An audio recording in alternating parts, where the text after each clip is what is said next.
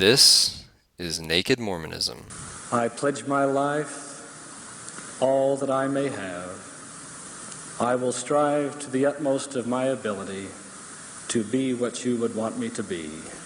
It's time to find the truth. That is, man lived before he came to this earth. He is an eternal being.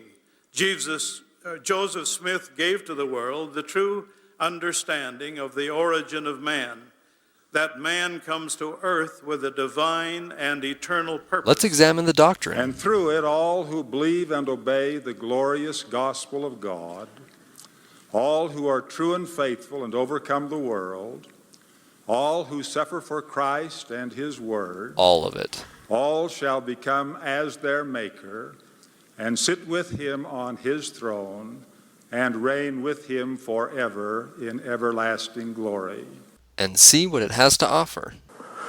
And having set our hand to the plow, we will never look back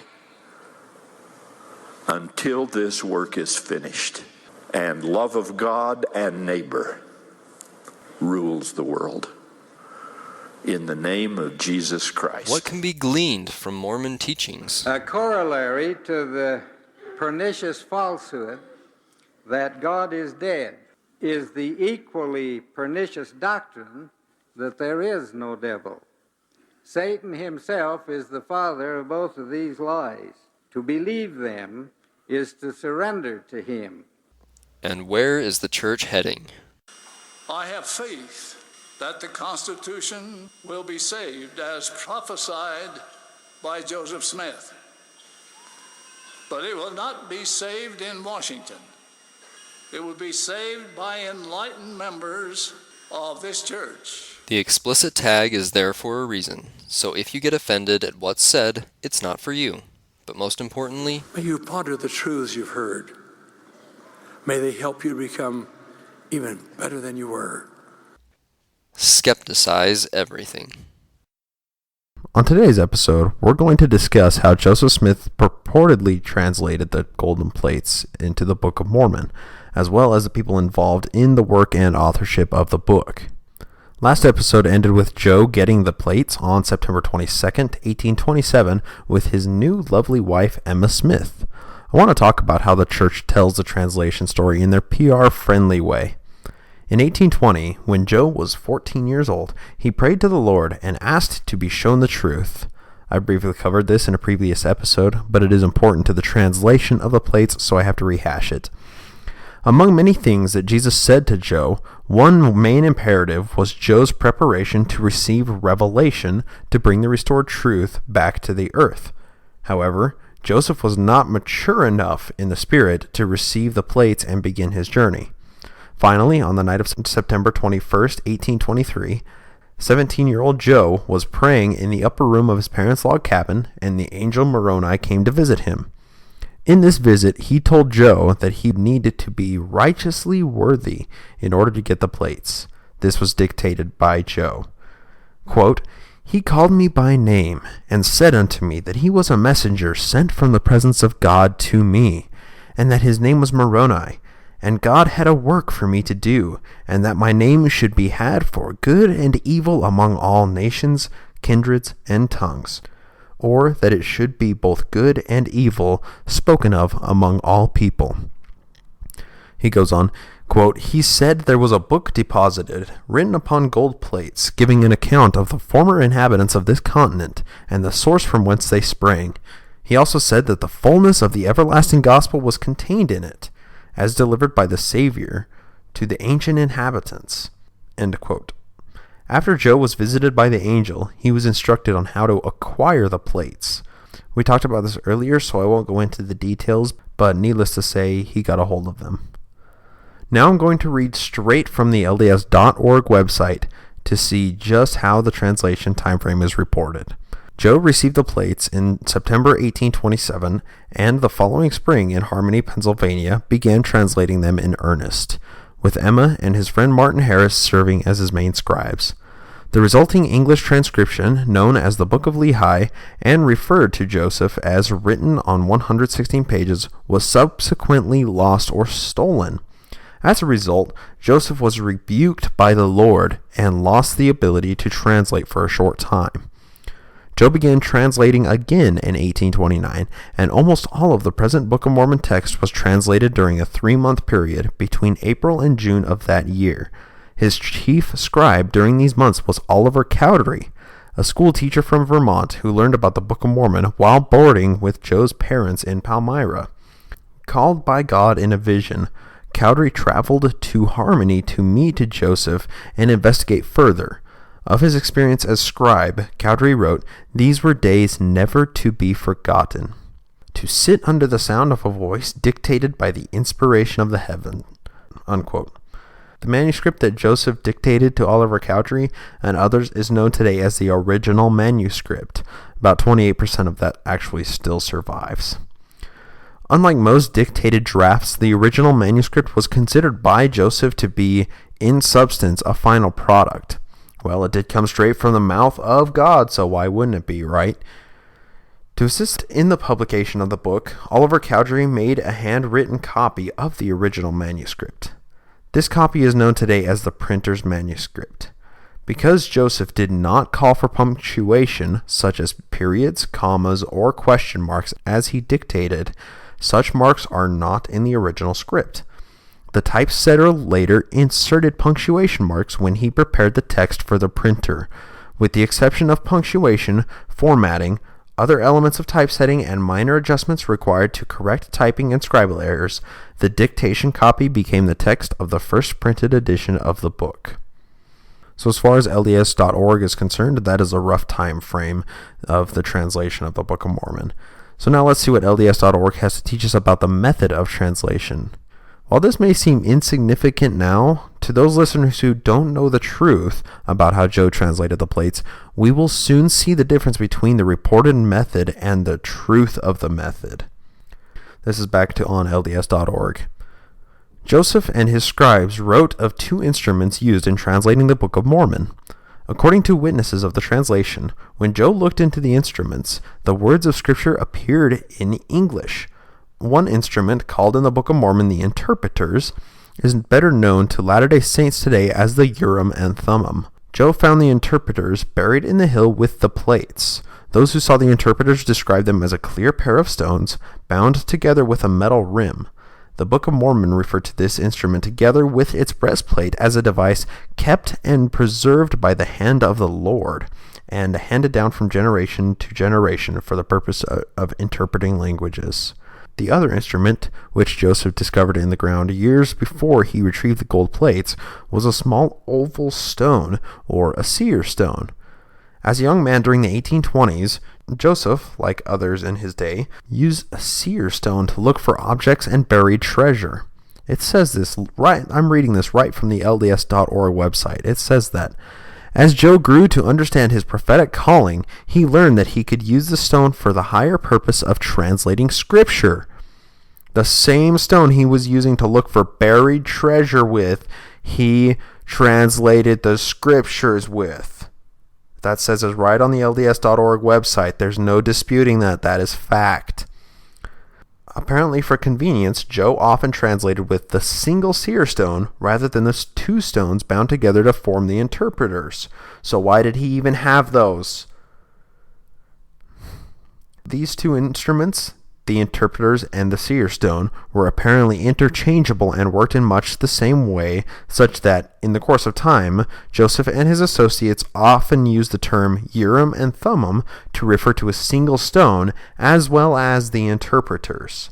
God literally gave Joe a tool and then gave him a backup tool that was easier to use just in case he wanted to be lazy. Back to the website. In ancient times, Israelite priests used the Urim and Thummim to assist in receiving divine communications. Although commentators differ on the nature of the instrument, several ancient sources state that the instrument involved stones that lit up or were divinely illuminated. Latter-day Saints later understood the term Urim and Thummim to refer exclusively to the interpreters.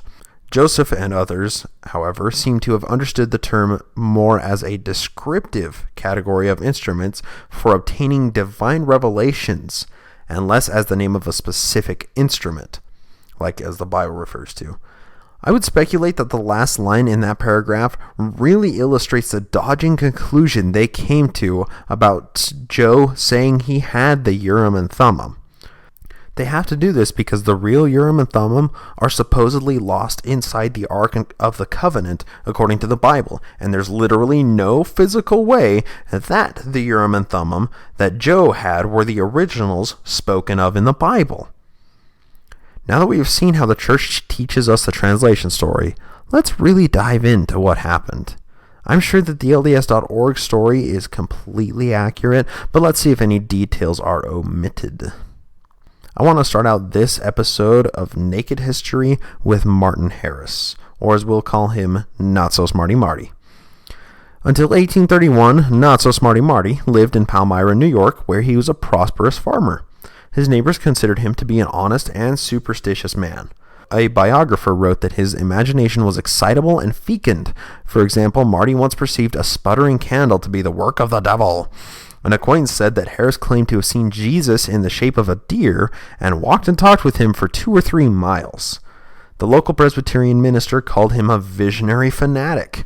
A friend who praised him as being universally esteemed as an honest man also declared that Harris's mind was overbalanced by marvelousness, and that his belief in earthly visitations of angels and ghosts gave him the local reputation of being crazy. So he was just a crazy rich guy running around Palmyra in New York. Another friend said that Martin was a man that would do just as he would agree with you, but he was a great man for seeing spooks. Seems like a really, really good target for somebody to finance the Book of Mormon. But we'll get to that in a few minutes here. This sets out to be a very fascinating profile for Not So Smarty Marty, which seemed to offer just what Joe needed to really get things going with his book. Let's hear Marty's personal dissertation on what happened. This will take a few minutes to read, but it contains an immense amount of information to unpack and examine, and I can't wait to get to it. So this is an interview with Martin Harris, or Not So Smarty Marty, in Tiffany's Monthly in 1859, and it was published by Joel Tiffany in New York. The following narration we took down from the lips of Martin Harris, and read the same to him after it was written, that we might be certain of giving his statement to the world. We made a journey to Ohio for the purpose of obtaining it in the latter part of January 1859. We did this that the world might have connected account of the origin of Mormonism from the lips of one of the original witnesses, upon whose testimony it was first received. For it will be remembered that Martin Harris is one of the 3 witnesses selected to certify to the facts connected with the origin of that revelation. Martin Harris says, quote, Joseph Smith, Jr., found at Palmyra, New York, on the 22nd day of September, 1827, the plates of gold upon which was recorded in Arabic, Chaldaic, Syriac, and Egyptian, the Book of Life, or the Book of Mormon. I was not with him at the time, but I had a revelation the summer before that God had a work for me to do. These plates were found at the north point of a hill 2 miles north of Manchester village. Joe had a stone which was dug from the well of Mason Chase 24 feet from the surface. In this stone he could see many things to my certain knowledge. It was by means of this stone he first discovered these plates. In the first place, he told me of this stone and proposed to bind it on his eyes and run a race with me in the woods. A few days after this, I was at the house of his father in Manchester, 2 miles south of the Palmyra village, and was picking my teeth with a pin while sitting on the bars. The pin caught in my teeth and dropped from my fingers into shavings and straw. I jumped from the bars and looked for it. Joseph at Northrop Suite also did the same. We could not find it. I then took Joseph on surprise and said to him, I said, "Take your stone." I had never seen it and did not know that he had it with him. He had it in his pocket. He took it and placed it in his hat, the old white hat, and placed his face in the hat. I watched him closely to see that he did not look one side. He reached out his hand beyond me on the right and moved a little stick, and there I saw the pin, which he picked up and gave to me. I know he did not look out of the hat until after he had picked up the pin. Seems like it might have been a little bit of confirmation bias, but that's just speculation. Anyway, Joseph had this stone for some time. There was a company there in that neighborhood who were digging for money, supposed to have been hidden by the ancients. Of this company were old Mr. Stowell, I think his name was Josiah, also old Mr. Beeman, also Samuel Lawrence, George Proper, Joseph Smith Jr. and his father, and his brother Hiram Smith. They dug for money in Palmyra, Manchester, and also in Pennsylvania and other places. When Joseph found this stone, there was a company digging in Harmony, Pennsylvania, and they took Joseph to look in the stone for them. And he did so for a while. And then he told them the enchantment was so strong that he could not see, and they gave it up. And then he was later convicted on charges for that. There he became acquainted with his future wife, the daughter of old Mr. Isaac Hale, where he boarded. He afterwards returned to Pennsylvania again and married his wife, taking her off to old Mr. Stowell's because her people would not consent to the marriage. She was of age, Joseph was not. It's interesting, I'm taking a side note, it's interesting that Martin Harris says at that time she was of age, Joseph was not. Because she was 22, if I am remembering correctly, and Joseph was 21, so they were both legally of age, and that wasn't the problem. But I wonder if he meant of age as wasn't of maturity, because it seems like Emma was mature enough and she was ready for marriage, but, well, we know a little bit about Joe at this time. Maybe, we know how Isaac felt about Joe. Isaac being Emma's dad, of course. We know how he felt about Joe at this time. So, anyway, I'll continue on with Marty's dissertation. After this, on the 22nd of September, 1827, before day, Joseph took the horse and wagon of old Mr. Stowell, and taking his wife, he went to the place where the plates were concealed. And while he was obtaining them, she kneeled down and prayed. He then took the plates and hid them in an old black oak tree top, which was hollow. Mr. Stowell was at this time at old Mr. Smith's digging for money.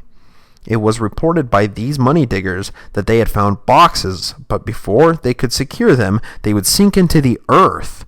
A candid old Presbyterian told me that on the Susquehanna Flats he dug down to an iron chest, that he scraped the dirt off with a shovel, but had nothing with him to open the chest. That he went away to get help, and when they came to it, it had moved away 2 or 3 rods into the earth, and they could not get it. There were a great many strange sights. One time the old log schoolhouse south of Palmyra was suddenly lighted up and frightened them away. Samuel Lawrence told me that while they were digging, a large man who appeared to be 8 or 9 feet high came and sat on the ridge of the barn, and mentioned to them that they must leave. They motioned back that they would not, but that they afterward became frightened and did leave. At another time, while they were digging, a company of horsemen came and frightened them away. These things were real to them, I believe, because they were told to me in confidence, and told by different ones, and their stories agreed, and they seemed to be in earnest. I knew they were in earnest. Isn't this just so clear? I mean, Not So Smarty Marty is talking about this band of seers that Joe and Big Daddy Cheese were running around with, and they would tell him these fantastical stories of, well, I was going to dig for, this treasure, and, when I went to scrape the box, I didn't, I scraped the dirt off the box, but when I didn't have anything to pry the lid off, so when I went to get something and came back, the ground gnomes fucking took them again. I mean, I'm sorry, it's so nonsensical. I just can't believe it that Martin Harris would just believe this shit on faith, and now he's saying that these people told him these things in confidence separately, and their stories agreed. Yeah. These people told him these things in confidence, but their stories agreed, so therefore he trusts them when they were all together a band of con people. It just blows my mind. Marty, you're just not so smarty. There's a good reason why you have that name. Anyway, let's get back to it. Joseph did not dig for these plates. They were placed in this way. 4 stones were set up and covered with a flat stone, oval on the upper side and flat on the bottom. Beneath this was a little platform upon which the plates were laid, and the 2 stones set in a bow of silver by means of which the plates were translated were found underneath the plates. These plates were 7 inches wide by 8 inches in length, and were of the thickness of plates of tin, and when piled one above the other, they were altogether about 4 inches thick, and they were put together on the back by 3 silver rings, so that they would open like a book. So obviously he's describing the plates there. Now he goes on to describe the Urim and Thummim that are in the chest plate. The 2 stones set in a bow of silver were about 2 inches in diameter, perfectly round, and about 5/8 of an inch thick at the center, but not so thick at the edges where they came into the bow. They were joined by a round bar of silver about 3/8 of an inch in diameter and about 4 inches long, which, with the 2 stones, would make 8 inches. Now he describes the stones. The stones were white, like polished marble with a few gray streaks. I never dared look into them by placing them into the hat, because Moses said that no man could see God and live, and we could see anything we wished by looking into them, and I could not keep the desire to see God out of my mind. And beside, we had a command to let no man look into them except by the command of God, lest he should look aught and perish. So, literally, Martin Harris saw these stones, and he said he was too afraid to look into them because no man can see God's face and live, and he wanted to see God's face so bad that he would worry that God would show himself too not so smarty-marty through these stones and kill him on the spot. Does that show the kind of person that Martin Harris is? We're not even part way through this. Let's get to it. These plates were usually kept in a cherry box made for that purpose, in the possession of Joseph and myself. These plates were kept from the sight of the world, and no one, save Oliver Cowdery, myself, Joseph Smith Jr., and David Whitmer, ever saw them. Before the Lord showed the plates to me, Joseph wished me to see them, but I refused, unless the Lord should do it. At one time, before the Lord showed them to me, Joseph said I should see them. I asked him why he would break the commandments of the Lord. He said, "You have done so much, I am afraid you will not believe unless you see them." I replied, "Joseph, I know all about it. The Lord has shown to me 10 times more about it than you know." Here we inquire of Mr. Harris, "How did the Lord show you these things?" He replied, "I am forbidden to say anything about how the Lord showed them to me, except that by the power of God I have seen them." I think there's a lot to unpack in that, but I think we'll wait until we get to talking about the testimony of the 3 witnesses and the 8 witnesses of the plates, because there's some really amazing information there. Anyway, Mr. Harris continues, "I hefted the plates many times and should think that they weigh 40 or 50 pounds. When Joseph had obtained the plates, he communicated the fact to his father and mother. The plates remained concealed in the treetop until he got the chest made. He then went after them and brought them home. While on his way home with the plates, he was met by what appeared to be a man who demanded the plates, and struck him with a club on his side, which was all black and blue. Joseph knocked the man down and then ran for home, and was much out of breath. When he arrived at home, he handed the plates in at the window, and they were received from him by his mother. They were hidden under the hearth in his father's house. But the wall being partly down, it was feared that certain ones who were trying to get possession of the plates would get under the house and dig them out. Joseph then took them out and hid them under the old cooper's shop, by taking up a board and digging in the ground and burying them. When they were taken from there, they were put into an old Ontario glass box. Old Mr. Beeman sawed off the ends, making the box a right length to put them in, and when they went in, he said he heard them jink, but he was not permitted to see them. He told me so.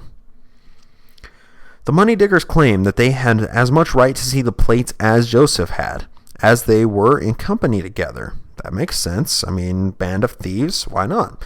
They claimed that Joseph had been a traitor and had appropriated to himself that which belonged to them. For this reason, Joseph was afraid of them and continued concealing the plates. After they had been concealed under the floor of the cooper's shop for a short time, Joseph was warned to remove them. He said he was warned by an angel. He took them out and hid them up in the chamber of the cooper's shop among the flags. The night someone came, took up the floor, and dug up the earth, and would have found the plates had they not been removed. I'm sorry, it's just a ridiculous like hide and seek game with these plates. And I mean, when we're talking plates, the entire Book of Mormon plus other records and accounts are on these plates. They're probably gold. Supposedly they're 8 inches by 7 inches in size, and then it comprises being 4 inches thick. That would be like 150 pounds of gold. I'm sorry, this is just ridiculous. How just it's cartoonish almost. All right, I'll continue with Marty's dissertation here. These things had all occurred before I talked with Joseph respecting the plates, but I had the account of it from Joseph, his wife, brothers, sisters, his father, and mother. I talked with them separately that I might get the truth of the matter. He talked to everybody in Joseph's family, who all heard the account from Joseph because he was the only person there. And Martin asked him separately to see if he could get the truth of the matter out.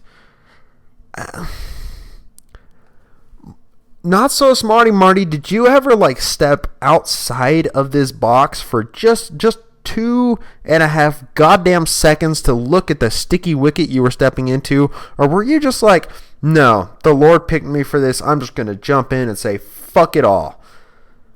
It's just sad. It's really, really sad. So let's continue so we can hear how Martin Harris was swindled in, that I might get the truth of the matter. The first time I heard of the matter, my brother Percivard Harris, who had been in the village of Palmyra, asked me if I had heard about Joseph Smith Jr. having a golden Bible. My thoughts were that the money diggers had probably dug up an old brass kettle or something of the kind. I thought nothing more of it. This was about the 1st of October, 1827. So, roughly a week or 2 weeks after Joseph Smith dug him out of the ground. The next day after the talk with my brother, I went to the village, and there I was asked what I thought of the gold Bible. I replied, "The Scripture says, he that answereth a matter before he heareth it, it is a foolishness unto him. I do not wish to make myself a fool. I don't know anything about it." Then said I, "What is it about Joe's gold Bible?" They then went on to say that they put whiskey into the old man's cider and got him half drunk, and he told them all about it. Then they repeated his account, which I found afterwards to agree substantially with the account given by Joseph. Then said I to them, "How do you know that he has not got such gold plates?" They replied, "Damn him! Angels appear to men in this enlightened age. Damn him, he ought to be tarred and feathered for telling such a damned lie." Then I said, "Suppose he has told a lie, as old Thomas Jefferson said, it did not matter to him whether a man believed in one God or 20. It did not rob his pocket nor break his shins.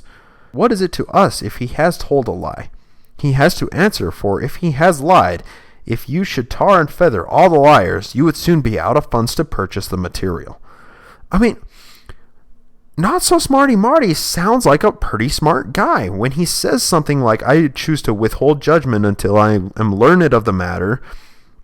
And he says, when he, asks skeptical questions of the people that are telling him the story of Joseph, I mean, he seems like a smart guy.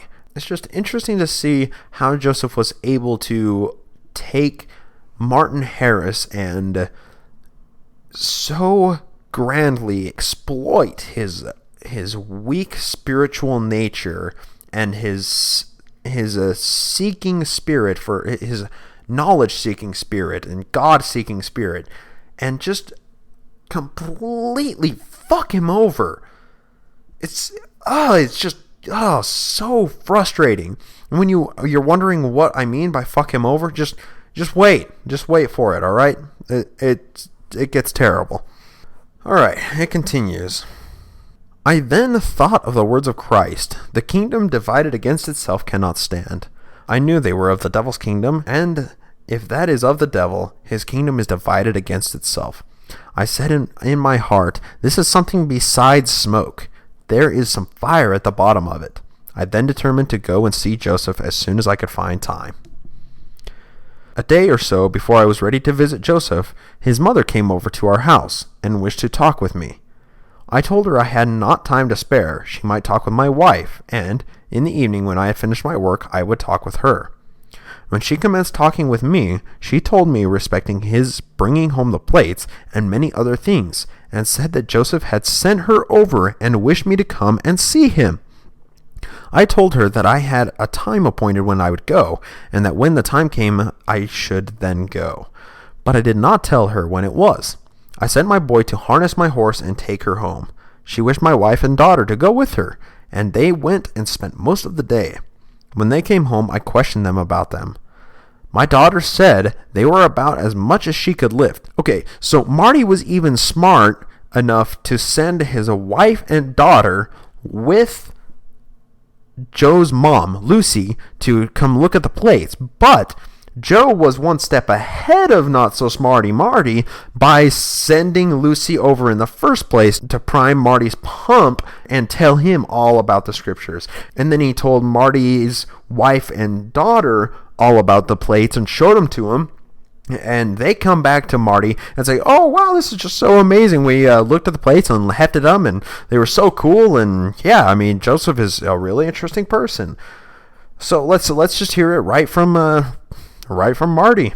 My daughter said they were about as much as she could lift. They were now in the glass box, and my wife said they were very heavy. They both lifted them. I waited a day or two. When I got up in the morning, took my breakfast, and told my folks I was going to the village, but went directly to old Mr. Smith's. I found that Joseph had gone away to work for Peter Ingersoll to get some flour. I was glad he was absent, for that gave me an opportunity of talking with his wife and the family about the plates. I talked with them separately to see if their stories agreed, and I found they did agree.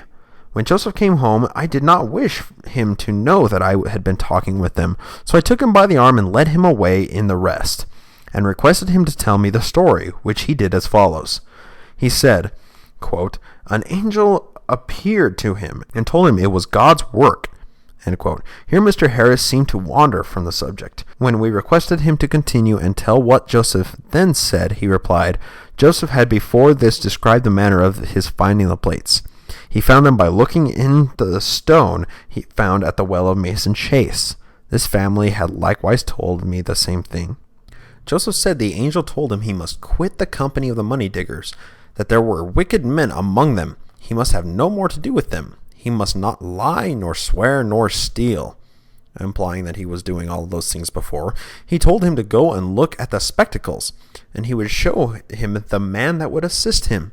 That he did, and he saw myself, Martin Harris, standing before him. That struck me with surprise. I told him I wished him to be very careful about these things. Well, said he, I saw you standing before me as plainly as I do now. I said, if it is the devil's work, I will have nothing to do with it. But if it is the Lord's, you can have all the money necessary to bring it before the world. He said the angel told him that the plates must be translated, printed, and sent before the world.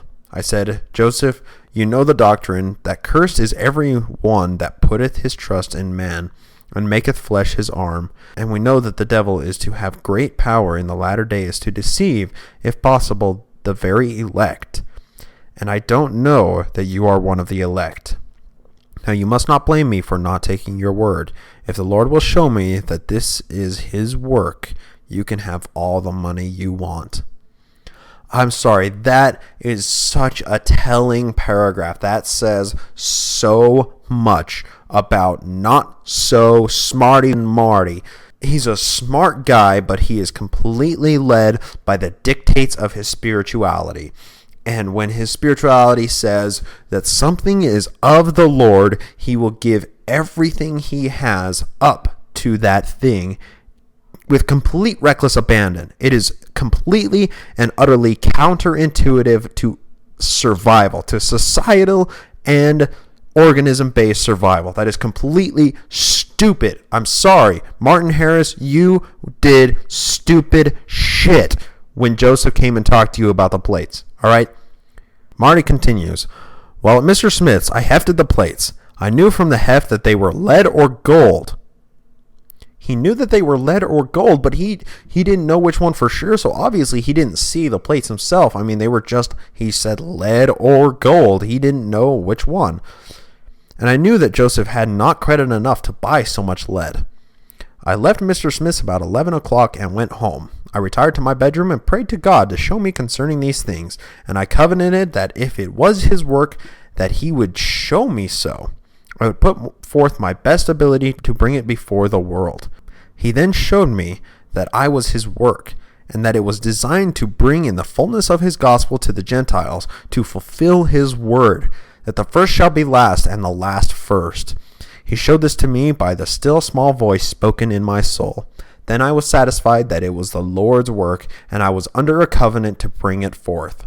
There it is. It was complete. That was the seed of the con had been planted, and Joe got Not So Smarty Marty on board to just throw whatever kind of money Joe needed right at his face. It's beautiful. It's absolutely diabolically beautiful. The excitement in the village upon the subject had become such that some had threatened to mob Joseph and also tar and feather him. They said he should never leave until he had shown the plates. It was unsafe for him to remain, so I determined that he must go to his father-in-law's in Pennsylvania.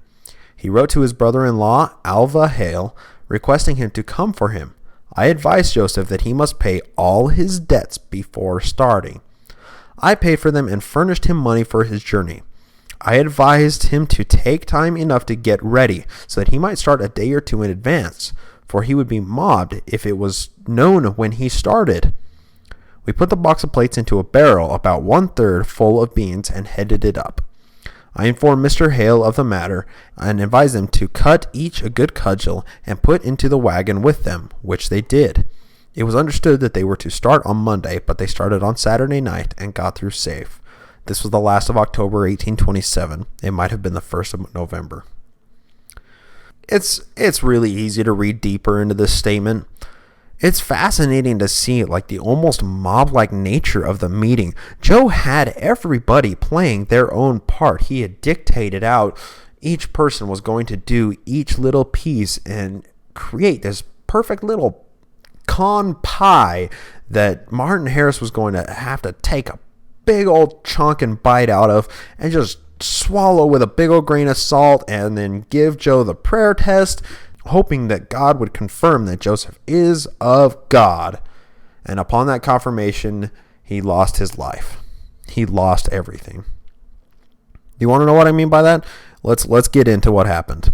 Obviously, all of the players in this con pie that was cooked up by Joe made a pretty good impression on Not So Smarty Marty. After this amazing meeting, he gave Joe the little still small voice prayer test, which must have been more positive than negative, and reckoned that publishing the Book of Mormon was his calling in life. What follows after Marty's dissertation is quite fascinating, to say the least. But let's hear what Abigail, which is Marty's cousin, and Lucy, Marty's cousin wife, had to say about the situation during the translation in Pennsylvania. This was from Mormonism Unveiled, testimonies of Abigail Harris and Lucy Harris, which was Not So Smarty Marty's wife. So this is in Palmyra, in New York, in Wayne County, November 28, 1833. Starts out with Abigail's testimony. Quote, in the early part of the winter in 1828, I made a visit to Martin Harris and was joined in company by Joseph Smith Sr. and his wife. The gold Bible business, so-called, was a topic of conversation, to which I paid particular attention, that I might learn the truth of the whole matter. They told me that the report that Joseph Smith Jr. had found the golden plates was true, and that he was in Harmony, Pennsylvania, translating them, that such plates were in existence, and that Joseph Smith Jr. was to obtain them, was revealed to him by the spirit of one of the saints that was on this continent previous to its being discovered by Columbus. Old Mrs. Smith observed that she thought he must be a Quaker, as he was dressed very plain. They said that the plates he then had in possession were but an introduction to the gold Bible, that all of them upon which the Bible was written were so heavy that it would take 4 stout men to load them into a cart, that Joseph had also discovered by looking through his stone the vessel in which the gold was melted from which the plates were made, and also the machine with which they were rolled. He also discovered in the bottom of the vessel 3 balls of gold, each as large as his fist. The old lady said also that after the book was translated, the plates were to be publicly exhibited, admittance 0 to 5 cents. She calculated it would bring in annually an enormous sum of money. That money would then be very plenty, and the book would also sell for a great price, as it was something entirely new, that they had been commanded to obtain all the money that they could borrow for present necessity, and to repay with gold. I'm taking an aside here. This is from Abigail Harris. This is Marty's cousin, right? She is here saying that when she was riding around with the Smiths, they were talking about how hard up for money they were, and that it's okay that they're borrowing some money from Marty right now, because when the translation was over, they're going to put up the plates on display and charge admittance to see the plates. And at that point, money would be plentiful, Lucy Smith is quoted saying. This is ridiculous. It so obviously was just like a get-rich-quick scheme that the family was going into. Big Daddy Cheese was obviously not capable of providing well enough for the family, that they were reliant on these get-rich-quick schemes, and this is the biggest one that little Joe could come up with. So, here it is. It's all right here. This is all verified testimony. Come on. It's all here. It's all discernible. We just have to look at the information. So let's continue. The remainder was to be kept in store for the benefit of their family and children. This and the light conversation detained me until about 11 o'clock.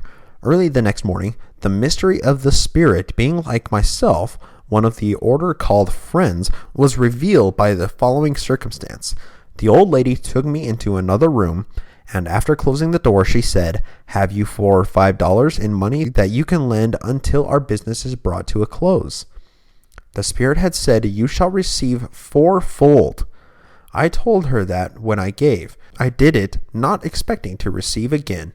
As for money, I had none to lend. I then asked her what her particular want of money was, to which she replied, "Joseph wants to take the stage and come home from Pennsylvania to see what we were all about." Basically, Joseph wanted to visit home, so Lucy asked Abigail if she could borrow $4. To which I replied, he might look into his stone and save his time and money. The old lady seemed confused and left the room, and thus ended the visit. I'm sorry, that's just funny. Abigail's just kind of snide. So Lucy asks to borrow the money, and she says, well, you can just look into his stone and see how the family's doing and save all the time and money. And Lucy just walks off. It's hilarious. Anyway, finishing up on Abigail. In the second month following, Martin Harris and his wife were at my house. In conversation about Mormonites, she observed that she wished her husband would quit them, as she believed it was all false and a delusion. To which I heard Mr. Harris reply, "What if it is a lie? If you will let me alone, I will make money out of it." Yeah, Martin Harris said that. What if it is a lie? If you will let me alone, I will make money out of it. Obviously, he was a little bit stressed out at this time, and he was having some doubts himself if it was authentic, if Joseph was really, really a prophet of the Lord. And Abigail was just like, yeah, whatever. It's just funny. Even the people around Marty were like, you're an idiot. But no, he thought Joseph was called of God because he was told by God that Joseph was called of God. After Joseph told him that God called him, I don't know. I can't wrap my brain around it. All right, I got to finish up with Abigail here. I will make money out of it. I was both an eye and an ear witness of what has been stated above, which is now fresh in my memory, and I give it to the world for the good of mankind. I speak the truth and lie not. God bearing me is witness. Abigail Harris. So, let's talk about Lucy Harris, the wife of Martin Harris. This was in Palmyra on November 29th, 1833. So, one day after the Abigail Harris testimony. Quote, being called upon to give a statement to the world of what I know respecting the gold Bible speculation, and also of the conduct of Martin Harris, my husband, who is a leading character among the Mormons, I do it free from prejudice, realizing that I must give an account at the bar of God for what I say. Martin Harris was once industrious, attentive to his domestic concerns, and thought to be worth about $10,000. He is naturally quick in his temper, and in his mad fits frequently abuses all who may dare to oppose him in his wishes.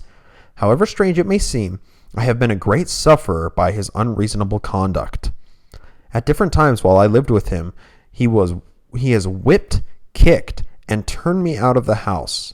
About a year previous to the report being raised that Smith had found gold plates, he became very intimate with the Smith family, and said he believed Joseph could see in his stone anything he wished.